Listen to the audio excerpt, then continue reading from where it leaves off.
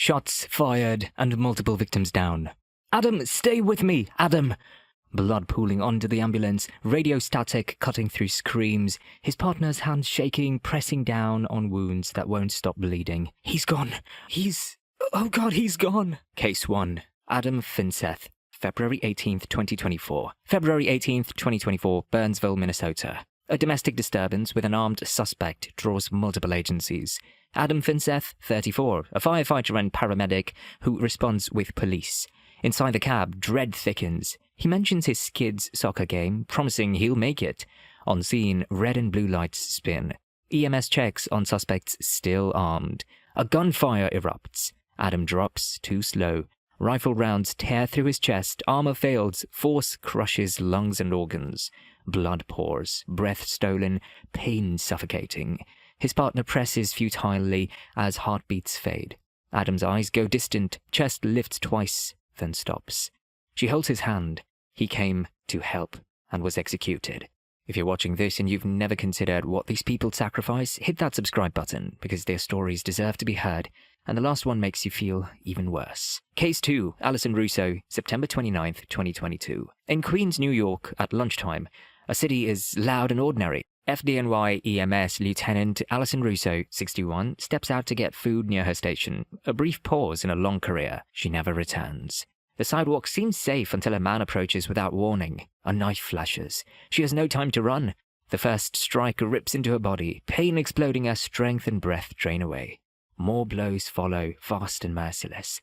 She stumbles back, hands raised, terror setting in, then slams against a parked car. Blood soaks her uniform and spreads onto the pavement. She collapses onto the concrete. The attacker keeps stabbing as screams erupt and someone calls 911.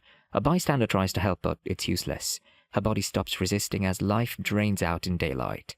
Her crew arrives minutes later and tries CPR, but she's already gone. Case 3, Alice Clark, January 2nd, 2022. In Kent, England, a highway M20 slick and black with rain. Paramedic Alice Clark, 21, sits in her ambulance on the first week, unaware these are her final moments. Lights flash, urgency fills the cabin. She tells her colleague she's trying to remember everything. Reassurance comes, laughter thin and nervous, fear never truly leaving. 2 minutes from the scene, a cement truck slams into them at highway speed. 50 tons of steel crush the ambulance. Metal tears, glass explodes, the vehicle spins and lands upside down. Alice is trapped, chest compressed, ribs shattered into her lungs and heart. Oxygen is gone and death is instantaneous. Her colleagues scream helplessly. Her training officer finds her lost, soaked in blood, staring into nothing. Alice's career lasted only 5 days, extinguished before she truly began. Case 4, Craig McCulloch, January 2019. Queensland, Australia. Night. A rural highway swallowed by darkness. Paramedic Craig McCulloch, 32, drives alone to a critical patient. Narrow roads, no lights, only headlights cutting through the void. He follows protocol, careful, muscles remembering every curve. Then the ambulance drifts. Craig jerks the wheel, too late. The shoulder grabs the tires, gravity takes over. The vehicle tilts, rolls, and crashes into a massive eucalyptus tree at 40 miles an hour. The cab collapses. The tree punches through metal and frame, pinning him. Chest crushed 12 inches, lungs unable to expand. Blood fills his mouth, vision narrows, pain suffocates every thought. Consciousness fades. Craig dies trapped, alone, in a vehicle built to save lives. Hours pass before anyone can reach him. The patient survives. He doesn't. The savior is lost. Case 5, Wesley, England, 2025. Kentucky. No call, no crash, or no violence. A paramedic, Wesley, England, 41, finishes a 72-hour shift, exhausted beyond repair. His body screamed for rest, tight chest, shallow breath, but he ignored it, like most medics do. Walking to his car, he sat down. Pain exploded across his chest, crushing, suffocating, fire radiating down his left arm. He knew instantly, myocardial infarction, heart starving, muscles dying, cells rupturing. Reaching for his phone was impossible. Thoughts dissolved. Breath became agony. He collapsed onto the steering wheel. Horn blared. Co-workers pulled him out, performed CPR, shocks failing, drugs futile. He was raced to the hospital, still unresponsive. 40 minutes later, Wesley England was gone. His heart didn't fail suddenly. It worked itself to death. A partner said plainly, "The job killed him, slowly mercilessly. Case 6, Michael Wilcox, August 5th, 2023. Stark County, Indiana. Night shift, quiet roads, rain threatening. Paramedic Michael Wilcox races through darkness, lights flashing, siren wailing, responding to a routine call. The road curves. Too fast, too slick, unforgiving. The ambulance clips the shoulder. Control is lost. It fishtails, lurches, then rolls once, twice. Metal screams, cabinets tear loose, equipment becomes deadly projectiles. The ambulance slams onto its floor, crushed and broken. Michael is thrown violently, his body slammed against the collapsing interior. Bones snap, organs rupture, trauma is instantaneous, brutal, unstoppable. His partner is trapped, critically injured, beside a co-worker who will never wake. First responders arrive at a vehicle turned tomb.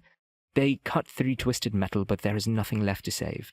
Michael Wilcox dies exactly as he lived, racing towards someone else's emergency, claimed mercilessly by the road. Case 7, Robert Truevillain, April 2020. Chicago, Illinois, spring 2020. Sirens echo through eerily empty streets.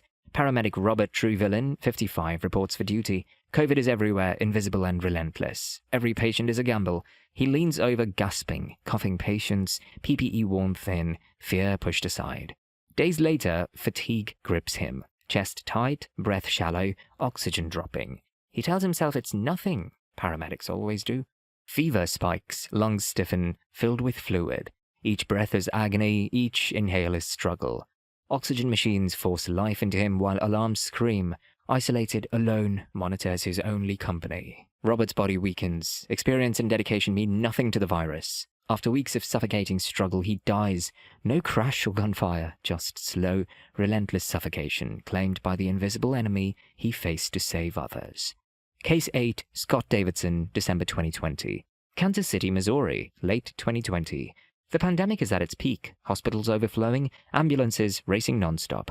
Paramedic Scott Davidson, 45, continues to answer every call. COVID is everywhere, clinging to every patient, every breath. He lifts collapsing patients, leans close to faces, struggling for air, sweat trapped beneath PPE, masks reused far too long, fear buried beneath duty. Then his body betrays him, exhaustion deepens, a cough digs into his chest. Breathing fields manual, lungs stiffening. A positive test confirms he is infected. Oxygen levels drop, lungs inflame, filling with fluid. Each shallow breath is agony. Machines force air into him, alarms scream, and he's isolated, alone, suffocating slowly. Day by day, his strength fades. Panic mixes with exhaustion. Scott Davidson dies from COVID-19 complications. The same fight he faced for others, now claiming him. Case 9, Carlos Lillo, September 11th, 2001. New York City, September 11th, 2001. Morning turns into chaos in minutes. FDNY EMS Lieutenant Carlos Lillo rushes toward a burning first tower while everyone else flees. Smoke chokes the sky. Sirens pierce the air. People run, bleed, and jump. Carlos didn't hesitate. He moves through the toxic, ash-filled air. Each breath scrapes his lungs raw. Radios crackle. Stairwells are jammed with terrified civilians. He treats the injured where they fall, burns, broken bones, crushed bodies. His uniform is grey with dust, sweat, and death. Then the South Tower begins to collapse. A thunderous roar, concrete and steel pancaking downward, debris flying like shrapnel. Darkness swallows everything. Carlos is crushed under thousands of tons, air obliterated, space gone. Survival is impossible. He dies performing rescues, moving toward chaos, toward suffering, choosing courage and pays for it with his life, a hero lost in the rubble of terror. Case 10, Mohammed Salman Hamdani, September 11th, 2001. New York City, September 11th, 2001. A clear morning shatters instantly. Mohammed Salman Hamdani, 23, EMT and NYPD cadet, hears the attacks and runs toward Lower Manhattan, off duty but driven by duty. Sirens clash, smoke rolls like a living thing, paper, glass, and ash rain from above. He weaves through crowds, helping the injured, scanning faces for fear and pain. Near the towers, the air burns his throat and coats his lungs. Each step grows heavier, but he presses on, treating whoever he can, calming panicked civilians. Then the South Tower collapses. A roaring wall of debris, steel and concrete crushes streets instantly. Oxygen vanishes, space flattens. Salman is buried under thousands of tons, suffocating, trapped, life ending in an instant. He dies as he lived, running toward strangers, a hero lost in the dust of terror. Like and subscribe for more real worst death experienced stories.